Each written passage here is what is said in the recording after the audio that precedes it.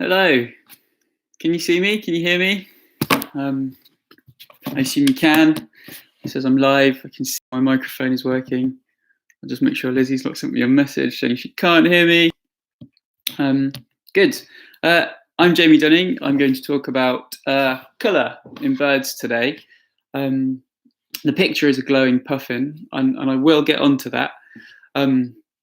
I guess so. I'm a PhD student at Imperial College London. I study group sociality and kind of, I guess, is like who hangs out with who in small brown finches. So to illustrate a point, to start, I'm going to start with a really boring bird, a boring colour. Brace yourself, because this one is dead. This is, or was, a song thrush. Now you'll be familiar with this from your garden. You can see that it's kind of brown all over. Nice, right? So I'm going to get on to talking about colour in a second. The bird I study is this one. This is a house sparrow. I also study a bird called a twite. I don't have a twite because they're very rare. You'll have to Google those. So where shall I start? So all colour is just the reflectance or the absorption of natural light. Now, because I'm very prepared, I thought I'd prepare a quick spectrum for you, so you know what natural visible light looks like, from red at one end to violet on the other, and this kind of spooky range, which is ultraviolet. However, I realised the camera has flipped it, so my dyslexia has chipped in, and I'm able to write this helpful title for my spectrum, but you'll have to imagine the spectrum's running around like that. So all surfaces on Earth, the reason we can see colour is because as light touches a surface, say my jumper, for example, all of the light in this section is absorbed with the exception of the yellow, which is reflected, which is why this looks yellow, this looks blue, this bit is orange. Same with the books behind me and the wall and everything else. So birds have been using this, well, as everything has. Birds can see in colour, and they use that to their advantage. They use that for sexual selection. They use it for finding food. Indeed, probably some of the reason that certain fruits are coloured the way they are is because of the vision of birds. They evolved in a way that colour. In fact, the whole thing is a specific colour. I'm going to talk mostly about yellow and green because both of those colours are really cool in birds. And going back to our spectrum here, some birds, as this one, is using, well, all birds are using kind of two main pigment types. Those pigments are melanins and carotenoids. So carotenoids are what gives us this kind of brown colour and this sort of almost yellowy colour on the breast, but it's still brown. They also give us black. Do all birds see in colour? Yeah, all birds do see in colour. I'll get onto that in a second. Birds can see in a much wider range of colours than we can. And I promise I will get to the puffin. I promise. I want to show you another bird from my grim box of dead birds, if that's okay. Where are we? This is the one I want to show you. So the other thing carotenoids do is give birds their yellow pigment. I mean, not good against my jumper. This is a yellow hammer, obviously called that because, as you can see, it's bright fluorescent yellow. And this is, carotenoids come from the diet of birds, so what they eat. So in lots of species, it's a sign to females that you're able to find food, you're able to forage, you're able to look after yourself, you're very fit and healthy, and therefore a perfect father to their offspring. The other one is, I mentioned briefly, is melanin. A good example of melanin is this. This is, no points for guessing, this is a blackbird. It is also a blackbird. And this is all melanin. Now, melanin probably doesn't come from food, but is still, in some species, a selected for. There was papers on house sparrows, although maybe less so. So, sorry, I digress. I get stuck in these rabbit holes. What I want to talk about is colour. So let's go back to colour. Let's go back to the yellow one. So what's happening here with the yellow hammer is that as natural light is hitting the breast of the yellow hammer, all of the light is being absorbed with the exception of the yellow, which is being reflected. Easy, right? So, oops, sorry, I'm dropping birds all over the place. Got any more yellow ones? Got another example of that here in this one, which is a greenfinch, has yellow in the wings. See this? And part of the work that we do on the Twite project is we look at the colour of the rump. Unfortunately, I don't have a Twite. I'd really like to show you one, but definitely Google them. The males have a red rump, which we think is selected for. We're working on that as we speak. However, Lizzie loves puffins, and so when we first spoke about this, that was the bit of research that was the natural go-to here. Unfortunately, because the puffin is a frozen specimen and the university is locked down, I don't have the puffin with me. What I have is somewhere here, a picture of what we found. And I'm going to talk a little bit about what we found, but also how it's interpreted. So how kind of, what people thought of it at the time, particularly. Bear with me a second. Just drop the thing. I did have a bookmark in this. Honestly, I was prepared, I promise. I had a bookmark in it and it's fallen out.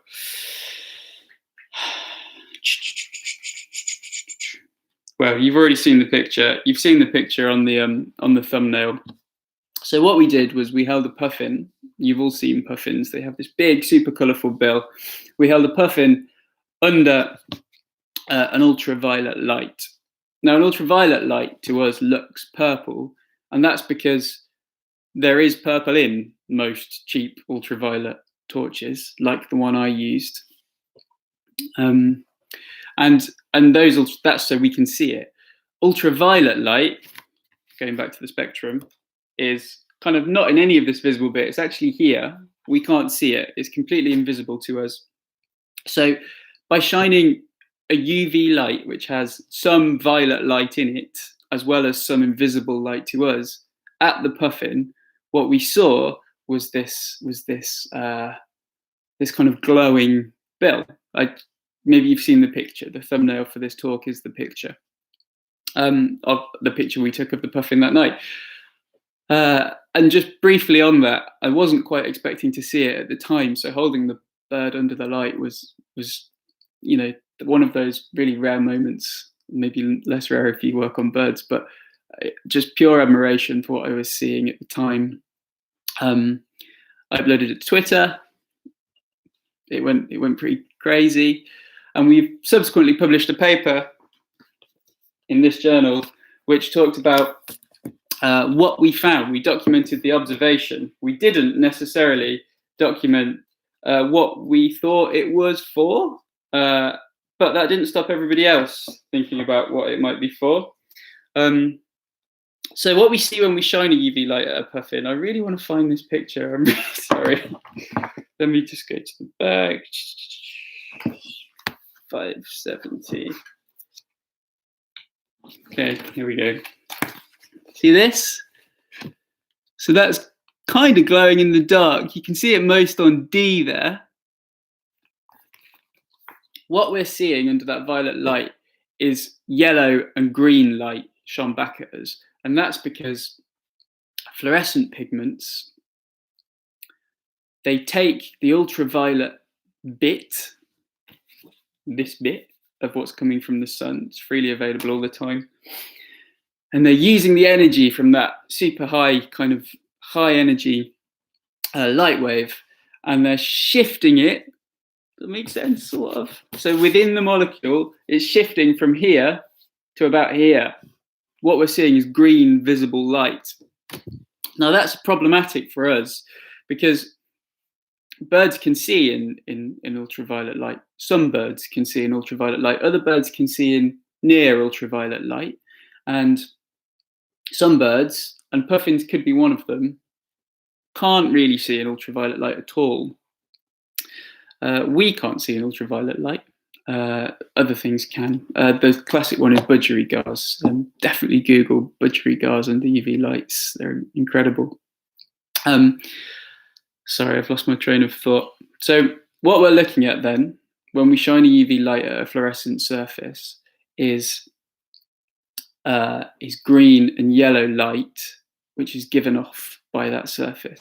So the ability of a puffin to see in the ultraviolet wavelength is kind of irrelevant, because what we observed wasn't ultraviolet light. We just triggered it by holding the bird under an ultraviolet light. The paper is there. Thank you, Tom. Yeah, so how might that look to a puffin? What might they use it for? Really, really, really good questions, and something that we want to look at, and something that we want scientists in the future to look at, you guys, is to look at how these kind of interactions work. Maybe there is something. People suggested all sorts of things. Maybe the puffins don't need to be able to see it. Yeah, really cool. What could be the case is that because the UV light we shine at the puffin is absorbed, it's absorbed in that then the molecules then shift the light. Sorry, this is getting quite technical. Follow me if you can.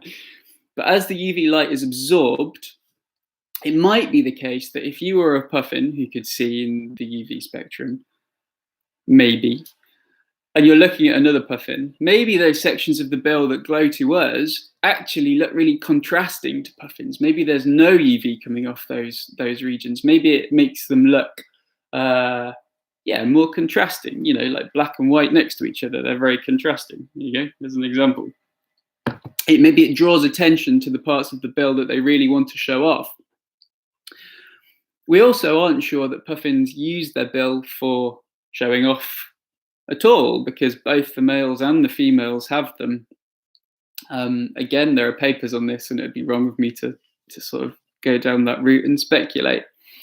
Another really important thing to remember with fluorescence studies, and they exist online, Google it, squirrels, hedgehogs, frogs, dinosaurs, you name it. That fluorescence has been suggested or found in almost everything now, and often without a sort of basis in whether those organisms are actually using it. So something to remember is that there are lots of things which fluoresce, which you and I kind of sorry, I'll get to that, Lizzie. There are lots of things which fluoresce at home. So tonic water, your teeth, because of brushing your teeth, you brush chemicals in, you brush in molecules which fluoresce into UV lights. Fluoride in toothpaste, washing up detergent, highlighters, those safety switches on plugs, they all fluoresce. Now, they aren't showing off to anybody. There are minerals which just fluoresce because rocks aren't breeding with each other. For younger viewers, sorry, Lizzie, this is a hard thing to talk about without sort of getting bogged down by the science of it.